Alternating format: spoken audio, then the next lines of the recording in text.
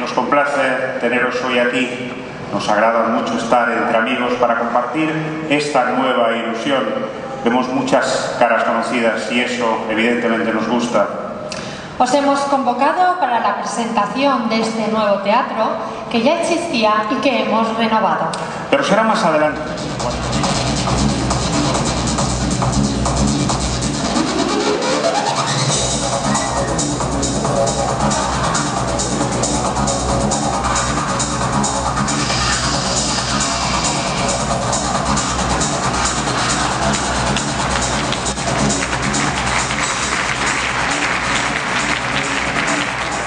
Porque nos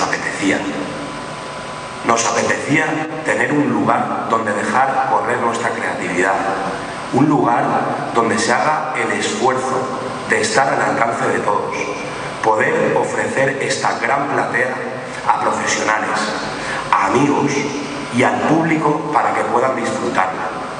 Y por eso, porque nos apetece, hemos volcado todo en este proyecto: dinero, esfuerzo, ilusiones, pero sobre todo el corazón. 33 años llevo cantando y no he salido de España, por lo tanto tengo que haber corrido España por todos sitios para poder estar tantos años cantando, y a España la he tenido que agradecer todo eso. Y nosotros te agradecemos, por supuesto, que hoy estés aquí. Gracias, Manuel Escobar. Muchísimo más fuera de España que pròpiament en mi tierra. I aquí a Mallorca pues, és un dels punts on he vingut bastant sovint, gràcies a Truí, claro, Jaume. Era tu carro, claro. Jordi, por favor. Ahora te toca a ti. Jordi, eres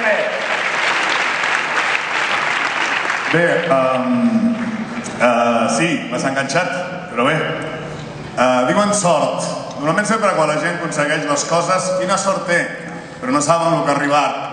A vegades sempre em diuen, ja no surts a la tele, no és veritat. Quina pena, no? Jo sempre dic el mateix, no? Televisió, 3 minutos, humor.